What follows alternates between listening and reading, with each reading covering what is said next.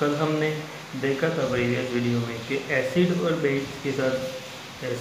Base leaders vapour के साथ क्या इफेक्ट देते हैं, ब्लू के साथ, रेड के साथ, फिनोल्फथालीन के साथ और मिथाइलोलेंस के साथ, राइट।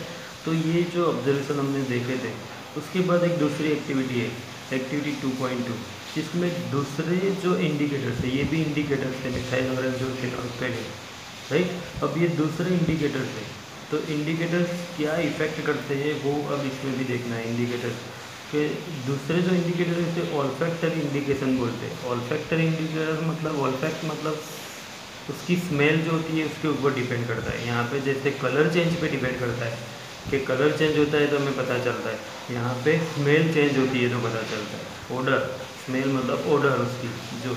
तो देखो दूसरी एक्टिविटी दी है 2.2 में, take some finely chopped onion in a plastic bag along with some strips of a clean cloth, tie up with the bag tightly and allow overnight, leave overnight the fridge. The cloth strips can now be used to test for acids and base. क्या करना है, onion के छोटे छोटे, onion जो होता है onion, उसके जो छोटे छोटे पीस बनाने और उसको जो क्लॉथ है क्लीन क्लॉथ उसके छोटे छोटे स्ट्राइप जैसे छोटे छोटे पीस उसके भी बनाने और दोनों को साथ में एक बैग में भर दो और टाइट कर दो, उसको फ्रिज में पूरी नाइट रखना है। टेक 2 ऑफ दिस क्लॉथ, उसके बाद क्या करना है, strips and check their odour, फिर उसके बाद उसमें से 2 स्ट्रिप लेना है और उसके ऑर्डर चेक टेस्ट करना है। तो keep them on a clean surface and put a few drop of dilute HCl solution और 1 strip and few drop of dilute NaOH solution on other. फिर ये जो ऑर्डर मतलब अब जो हमने स्मेल ली है, टेस्ट किया है, वो तो उसमें ओनियन की स्मेल आएगी। अब उसको अलग करना है और एक सरफेस पे रखना है और HCl के एक पे ड्रॉप्स डालने हैं और दूसरे पे NaOH के ड्रॉप्स डालने हैं, राइट। HCl और NaOH के ड्रॉप्स डालने हैं। फिर उसके बाद क्या करना है देखिए, तो नेक्स्ट उसमें क्या करना है आगे एक्टिविटी में कि rinse both cloth strip with water and again check their odour. फिर उसको पहले तो उसको डाल दिया, फिर उसको वो पानी से धोना है, फिर उसके ऑर्डर चेक करना है। Note your observation. तो now take some dilute vanilla, उसके बाद क्या करना है, ऑब्जर्वेशन लास्ट में देखते हैं। उसके बाद वेनिला एसेंस लेना है और क्लो ऑयल तो पता है, एंड चेक देयर ऑर्डर, फिर उसको उसके ऊपर डालना है। Now test some dilute vanilla essence और उसकी ऑर्डर चेक करनी है। फिर take some dilute HCl solution in 1 test tube and dilute NaOH solution in other. ये दोनों को अलग अलग टेस्ट ट्यूब में लेना है, HCl और NaOH को, right. Add a few drops of dilute vanilla, दोनों में फिर क्या डालना है, vanilla essence, both test tube and shake well, उसको हिला बराबर, सेकिंग करो। Check the odour once again, उसकी ऑर्डर चेंज करनी है। Record change in odour if any, कुछ चेंज हुआ हो तो वो रिकॉर्ड करो। Similarly test the change the odour of clove oil, इसी तरह HCl और के टेस्ट ट्यूब में क्लो ऑयल को डाल के उसकी जो ऑर्डर चेंज कर क्या होती है वो देखनी है, राइट। तो ये एक्टिविटी 2.2 थी। अब इसमें हुआ क्या, तो सबसे पहले तो इसमें अलग अलग हमने पहले HCl और NaOH के साथ ऑर्डर चेंज होता है कि नहीं वो देखा है, राइट। तो इसमें सबसे पहले कि वेनिला जो है, vanilla onion and clove oil can be use to olfactory indicator. Vanilla और जो ऑल्फैक्टरी ऑयल है ना, उसमें ऑर्डर चेंज हो जाएगी। ऑर्डर चेंज हो जाएगा मतलब उसकी स्मेल चेंज होती है एसिड बेस के साथ, मतलब वो क्या है, ऑल्फैक्टरी हो गए। क्या हो गए, ऑल्फैक्टरी, मतलब ऑर्डर चेंज हो जाए तो पता चलता है कि एसिड या बेस है, राइट। क्या होता है, एसिड है बेस है, वो कैसे डिसाइड करना है वो बात की बात है। पहले तो उसकी स्मेल ऑर्डर चेंज हो जाती है, उसका मतलब कि ये ऑल्फैक्टरी है। क्या है, ऑल्फैक्टरी इंडिकेटर से। Vanilla, onion and clove can use as a olfactory indicators in the basis your observation. तो ऑब्जर्वेशन में यही होता है, तो अब यही करना है। फिर उसके बाद दूसरा हमने क्या किया था कि जब डाइल्यूट HCl होता है, डाइल्यूट HCl सॉल्यूशन, वो vanilla extraction, onion and clove oil में अलग अलग हम ऐड करेंगे तो देयर ऑर्डर रिमेन अनचेंज। तो HCl डालो तो उसका जो ऑर्डर मतलब स्मेल जो गंध होती है वो एज इट इज़ रहती है, बट एडिंग डाइल्यूट NaOH, पर NaOH डालेंगे इसमें सब में जो हमने ऊपर देखा उसमें, तो NaOH डालो तो ऑर्डर जो उसकी गंध होती है, स्मेल ऑनियन की, वो डिसअपियर हो जाती है।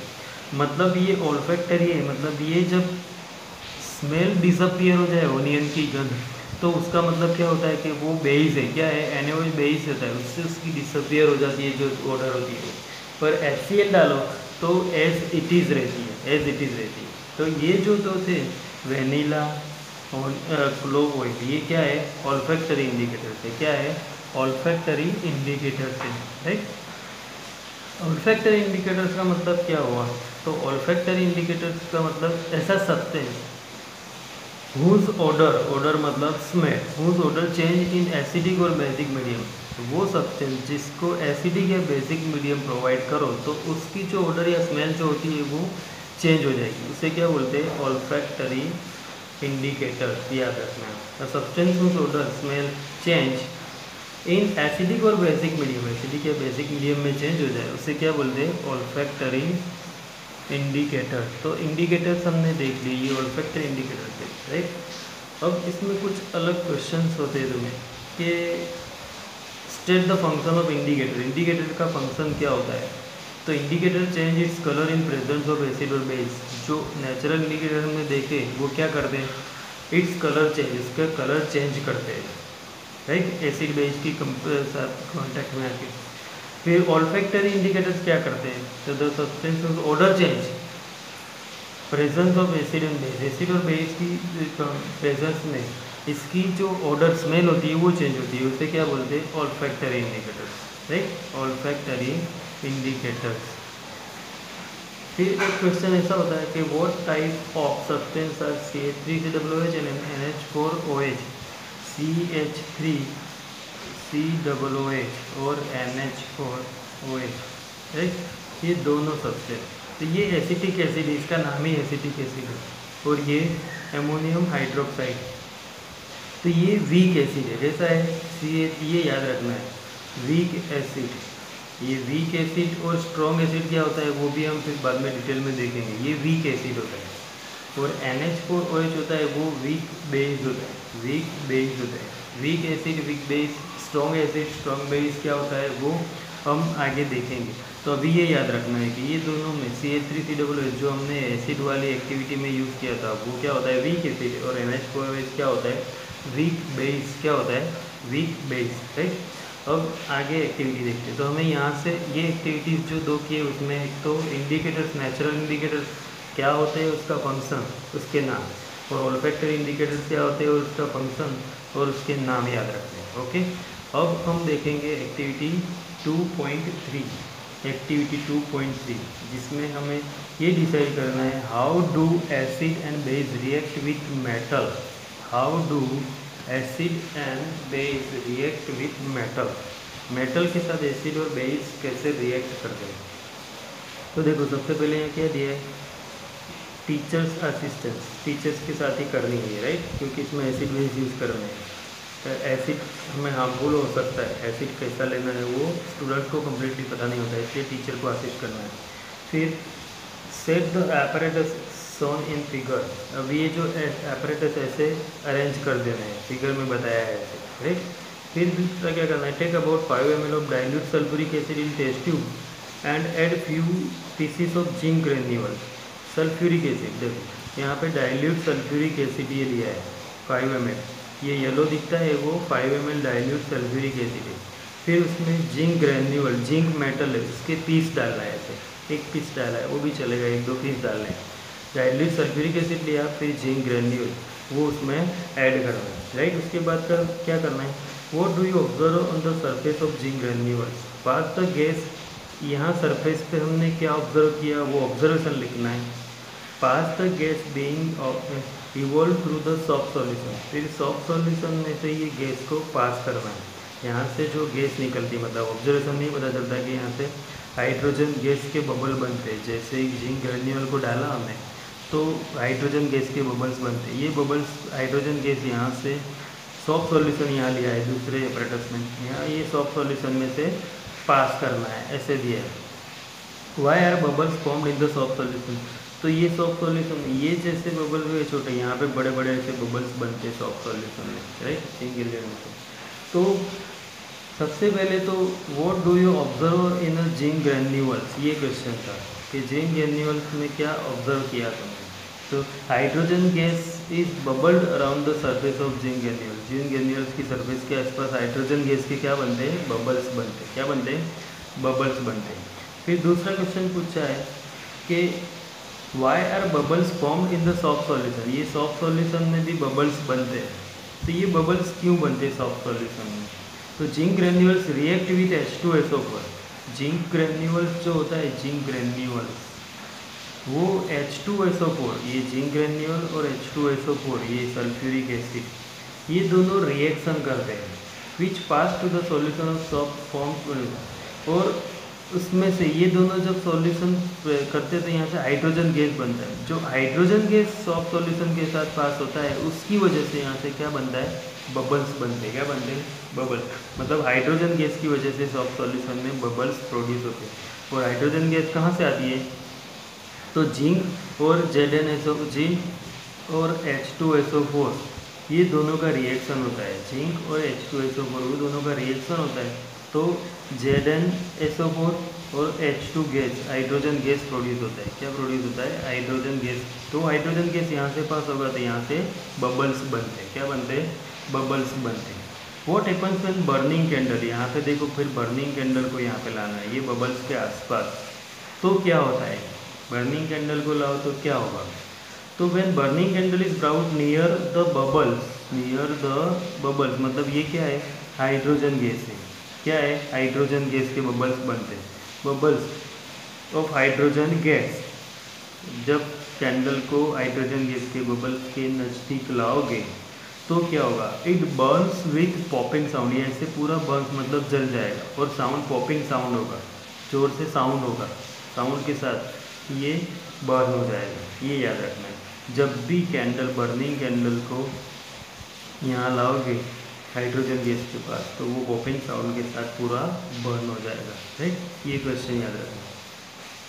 फिर क्वेश्चन होता है एक ऐसे कि डज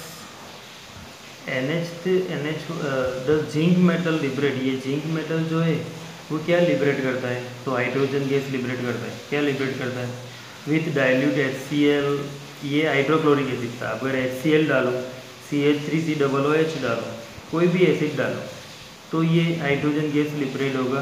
तो यस, ZnHCl के साथ Zn प्लस HCl होगा तो भी ZnCl2 प्लस H2 गैस मतलब हाइड्रोजन गैस लिबरेट होगा। क्या लिबरेट होगा, हाइड्रोजन गैस लिबरेट होगा। फिर Zn प्लस HNO3 करते तो ये दोनों का रिएक्शन होके भी क्या प्रोड्यूस होगा, तो ये HNO3 है ना, HNO3 ये जो सिर्फ ये HNO3 ये बबल्स नहीं बनाएगा, नॉट रिएक्ट, ये रिएक्ट नहीं करेगा। यहाँ HNO3 एसिड डालो तो बबल्स नहीं बनेंगे, ये बबल्स नहीं बनेंगे। फिर Zn प्लस CH3COOH ये एसिड बनाओ तो भी इसमें नॉट इवोल्व, ये भी नॉट रिएक्ट, यहाँ पे हाइड्रोजन गैस प्रोड्यूस नहीं होगा। तो H2SO4 और HCl यहाँ पे हाइड्रोजन प्रोड्यूस होता है और इस एसिड के साथ हाइड्रोजन प्रोड्यूस नहीं होता है, तो ये याद रखना है। तो ये दोनों के साथ इवॉल्व होगा और उसके साथ इवॉल्व नहीं होगा। राइट, फिर एक क्वेश्चन ऐसे भी पूछते ये वाला जो यहाँ पे हमने पूरा रिएक्शन किया है कि write the balance chemical equation of zinc metal to dilute H2SO4, ये दोनों का तो मैंने अभी लिखा था वो जिंक प्लस H2SO4 तो करना ही है हमें। राइट, जिंक प्लस H2SO4 ये सॉलिड फॉर्म में लिया है और ये एक्वियस का सॉल्यूशन लिया है तो बन जाएगा क्या, ZnSO4 एक्वियस, Zn और ये SO4 और ये H2 गैस ये लिबरेट होगा, H2 गैस लिबरेट होगा, ये H2 गैस लिबरेट होता है। राइट, तो ये इसका केमिकल रिएक्शन हो गया। तो ये एक्टिविटी थी, ये एक्टिविटी में हमने क्या देखा कि metal with acids, metal with acid, तो मेटल एसिड के साथ रिएक्शन करता है तो हाइड्रोजन गैस प्रोड्यूस करता है। क्या करता है, हाइड्रोजन गैस प्रोड्यूस करता है। तो आगे देखते हैं।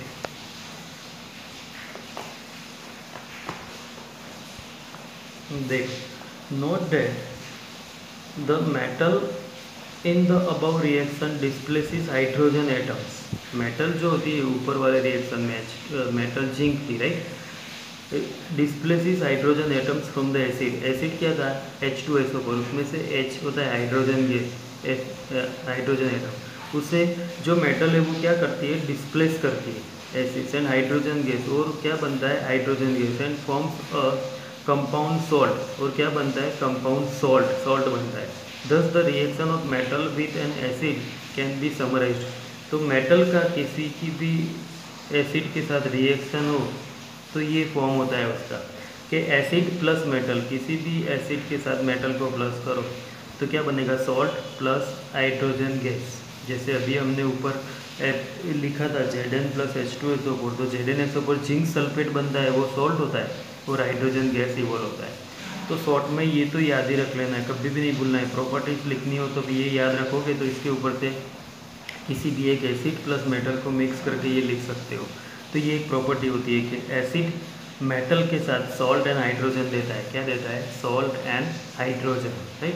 अब दूसरी एक्टिविटी है 2.4, छोटी एक्टिविटी है, देखो, place a few pieces of granular zinc metal in test tube. अब जिंक मेटल के टेस्ट पीस लेने हैं, ग्रेन्यूल्स। फिर add 2 ml of sodium hydroxide. 2 ml sodium hydroxide मतलब NaOH डालना है, क्या डालना है, NaOH डालना है। And warm the content of the test tube, इसको थोड़ा गर्म करना है। तो repeat the rest of the steps in activity 2.3 and record your observation. फिर उसके बाद आगे जो हमने किया है, जो वहाँ से गैस प्रोड्यूस होगी उसको सॉफ्ट सॉल्यूशन में से पास करना है, वो स्टेप्स करने हैं, राइट। तो यहाँ क्या होगा, तो यहाँ पे ये बेस है, NaOH क्या है, बेस है, वो जिंक है, मेटल है, जिंक मेटल है। तो यहाँ भी जिंक मेटल जो है, जिंक मेटल समझो कि NaOH हमने ऐड किया है, तो ये रहा, देखो, twice NaOH plus zinc Zn, ये दोनों मिक्स होते हैं। तो ये Zn जो है, Zn और Na मिक्स होके Na2ZnO2 बनाएगा, ये सॉल्ट है, इसका नाम है सोडियम जिंकेट।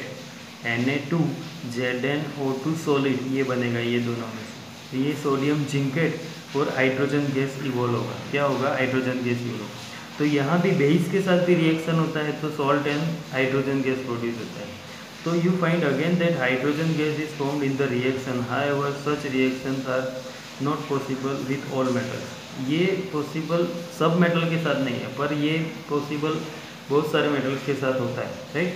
तो यहाँ पे ये याद रखना है कि मेटल के साथ बेस भी रिएक्शन करेगा तो क्या देगा, सॉल्ट एंड हाइड्रोजन, और एसिड के साथ भी मेटल क्या देगा, सॉल्ट एंड हाइड्रोजन, राइट।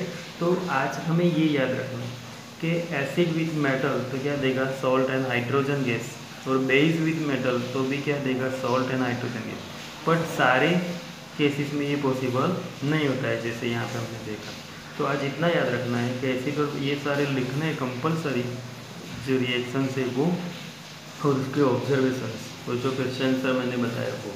तो ये एसिड और बेस का मेटल के साथ रिएक्शन होकर क्या फॉर्म होता है, तो हाइड्रोजन गैस और सॉल्ट फॉर्म होता है, वो याद रखना है, ओके।